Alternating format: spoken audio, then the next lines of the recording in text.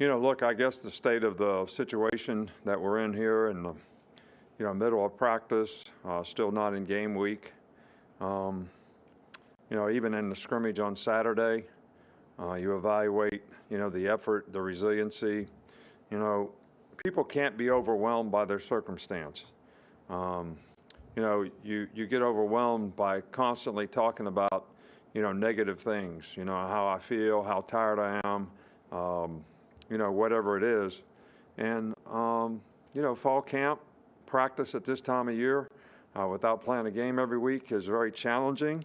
And when you talk about that stuff all the time, it just creates an epidemic of the poor me's. All right, and the season is going to create tremendous challenges. Challenges in every game. I mean, we got lots of losable games that we play, lots of challenges out there, whether playing home or on the road. And you got to have resiliency to be able to overcome difficult circumstances. And that's one of the things that, fall camp is designed, to do for players. The mental toughness, the self-discipline that you need to be able to make good choices and decisions about what you do and what you don't do, and sense of purpose, driven quality. All right, something is really, really important to me. All right, and I'm going to make the choices and decisions now to create the right habits so that I have a chance to be successful and do the right things. And I think we're still, working on that with a lot of our players. We got some guys that do a great job of that, set a good example for that. But we got a lot of players who still get overwhelmed, by their feelings. And we're going to do everything we can to get more and more players on our team to have the kind of mindset that you need to be able to sustain difficult circumstances and overcome adversity in games and challenges in games that's sure to come. So that's one of the things that, we're really working on right now. Okay, we'll get things started with Nick Kelly. Nick, go ahead. Hey, Nick, I just wanted to ask, you mentioned the center position is one that's competition this fall. What have you seen in terms of progress from those guys throughout the past few weeks? Well, I think we got to get a lot more consistency at the position, consistency in snaps, consistency in blocking. We do have competition at the position, no doubt about that. And, both guys are making progress, and both guys are competing. Both guys been a little banged up at times, so there hasn't been that, consistency that we'd like to see in terms of them being able to go out there every day and do what they got to do. But, it's a work in progress right now, and no decision has been made as to where we are as to, who's going to win that job. We'll go to Casa Grande, Michael. Yeah. What's unique about South Florida as a recruiting ground, and what factors do you think made Alabama successful recruiting down there? Well, there's a lot of good players, number one. There's a lot of good programs, number two. It's an area that we recruited for many, many years, so we have a lot of good relationships with a lot of good people. We've had a lot of people from that area come here and be very, very successful in their careers, become first-round draft picks, have successful NFL careers, graduate from school. So the program has created a lot of positive outcomes for guys that have, come to school here. And I think players see that, and, that's why they're interested in the culture that we have here in terms of what we do to help players develop personally, academically, and athletically. And but I think the fact that there's a lot of good players there, a lot of good programs, a lot of good coaches, and we've done it for a long time and have a lot of good relationships probably is the foundation to the whole circumstance. We'll go to Charlie. Hey, Coach, I just wanted to ask about Cameron Latou and the progress you've seen him make so far.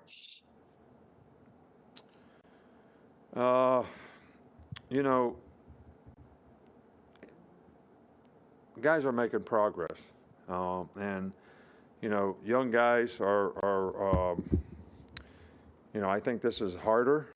Some guys have more maturity than others, but everybody's making progress. We just got to get, the focus has to be on a standard where you get more consistency in performance, and that's for every player on the team. We'll go to Zach Braziller.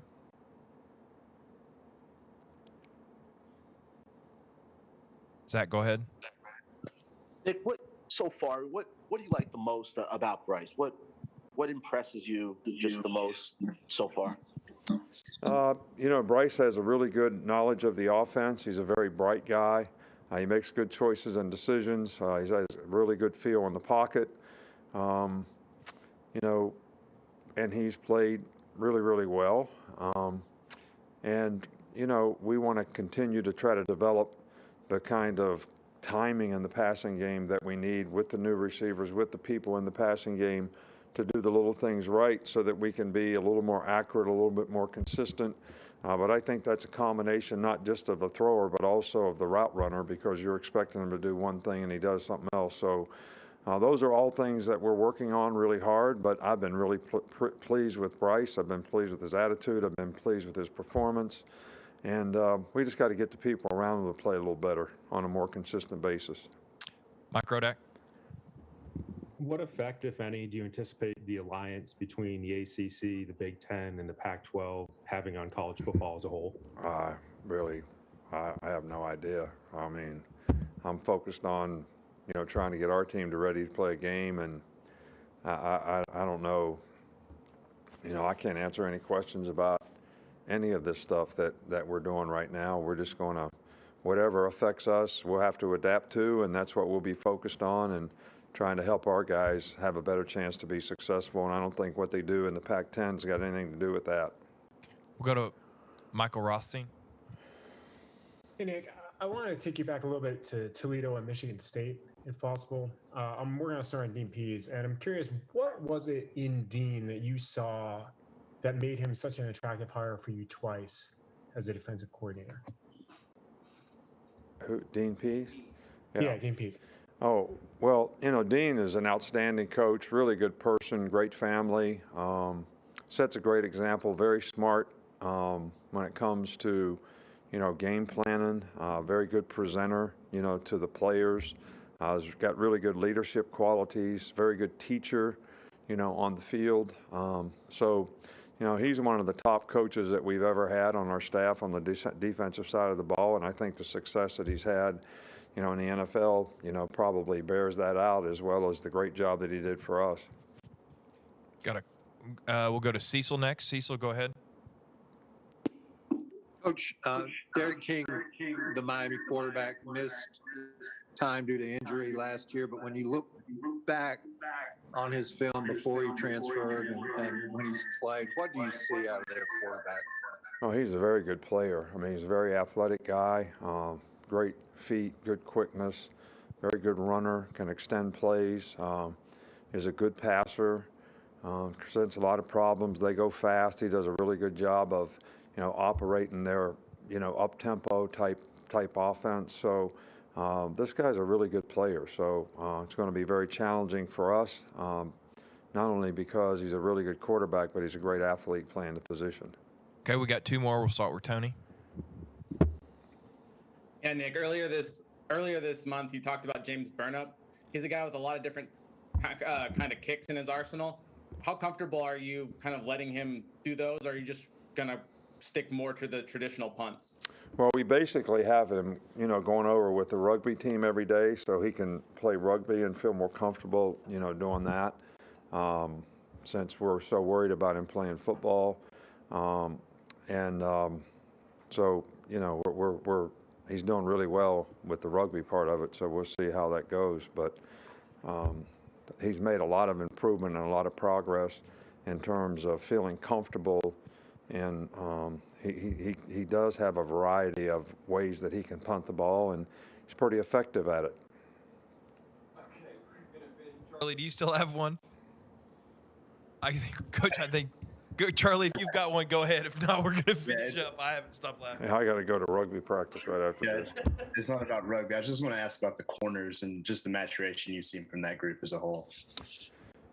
Josh has had a good camp so far. He's got good knowledge and experience of the position. Some of the young guys have shown promise. I think they're still, maybe feeling their way a little bit, but they've shown some promise. Kyrie, Kool-Aid, those guys. Marcus Banks has done a pretty good job.